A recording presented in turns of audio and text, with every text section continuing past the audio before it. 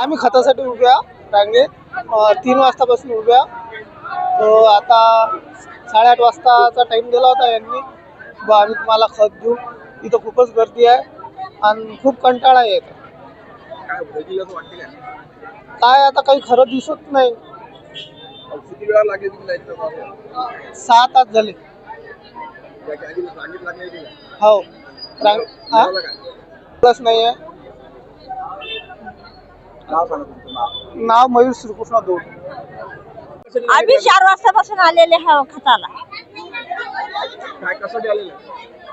Urea खताला. हा नंबरात लागेल. आम्ही 4 वाजतापासून 9 वाजता आम्हाला किंवा म्हणतात ते 9 वाजता दुकान उघडणार आहे. आम्ही 4 वाजतापासून नंबरात लागेल हा.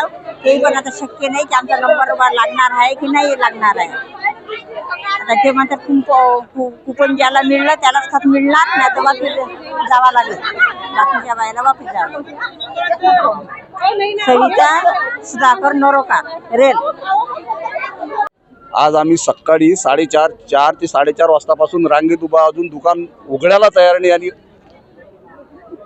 एवढी पब्लिक आणि गर्दी भरपूर झालेली आहे. गर्दी आटोक्यात आणल्याशिवाय आपला नंबर लागणं अशक्य आहे. आज मिळेल असं वाटतं का युरिया? आज शक्यता तर काही वाटत नाही आहे, कारण रांग भरपूर आहे. खूप बरेच बाया मंडळी आहेत, पुरुष मंडळी आहेत. त्यामुळे आज भेटणं हे शक्य दिसत नाही. तुमचं नाव? किशोर रामकृष्ण वळकर, जवळखेड बुद्रुक.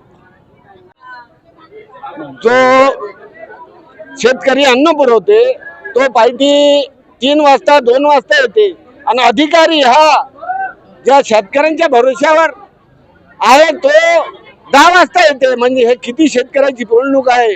शासनाने याची दखल घ्यावी आणि युरिया खतासाठी उपलब्ध करून द्यावा, हे सर्व लोकांची विनंती आहे. तुमचं नाव सांगा. कालेखा पठाण, माजी पंचायत समिती सदस्य. कशासाठी आलेले? मी युरिया खतासाठी आलेलो आहो. रात्री 12:30 वाजतापासून लागलेलो आहो. आता अजूनही नंबर लागले नाही, दुकान उघडले नाहीत अजून. काय वाटते युरिया भेटेल का? नाही, शक्यता फार कमी आहे. का बरं? लाईनच एवढी आहे लंबी की खूप युरिया भेटतच नाही इथं. काय मागणी शासनाकडे? शासनाकडे एकच मागणी आहे की शेतकऱ्याला युरिया पोचा, बाकी काहीच नाही. युरिया आणि कोणताच खत भेटून नाही राहिला. तुमचं नाव सांगा. सचिन विठ्ठलराव खोडरे, टाकळी खोड. कशासाठी लागलेले आहे? तुम्ही किती वाजता आले? आम्ही युरिया खतासाठी लागलेलो आहो. रात्री 3 वाजतापासून येईल उभा आहो इथं. आणि ही मंदातच बाया घुसतात. बरं, आता हे दुकान बंद आहे. किती वाजता उघडते? हे आता टाइम नाही द्यायचा. समजा 9 वाजता उघडणार आहे. मग इतक्या सकाळी कशी काय आले तुम्ही? आम्हाला माहित झालं, पण गर्दी असल्याच्यानं आम्हाला लवकरच नंबर लावायचा होता ना. मग आता खत मिळेल का आज? खत तर मिळणारच आहे, काही सांगता येत नाही. तुमचं नाव सांगा ताई. मीनारामकडून.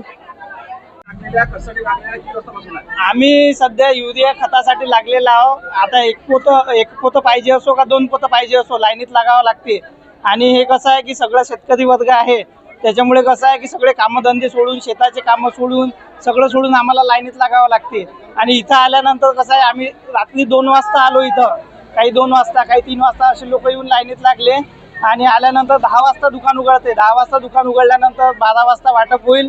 तोपर्यंत आम्हाला पाणी नाही, जेवण नाही, नाश्ता नाही, काहीच नाही. आम्ही इथं सगळं तात्काळ उभा आहोत रात्रीपासून. माझं नाव ज्ञानेश्वर गजानन कोल्हे, राहणार चोट्टा बाजार, तालुका अकोट, जिल्हा अकोला. नंबर नाही लागून राहिला. लोक नेरा हुई हुई करून राहिले. काय मारून टाकता आम्हाला शेतकऱ्याले उन्हात आनामदी. कशासाठी आलेले तुम्ही इथं?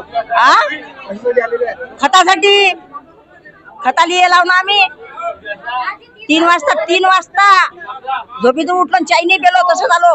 काय म्हणणं आता खतावाल्याचं?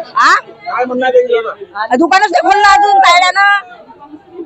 दुकान कुठे खोललं? किती वाजता उघडतं दुकान? दुकान उघडीन 9 वाजता.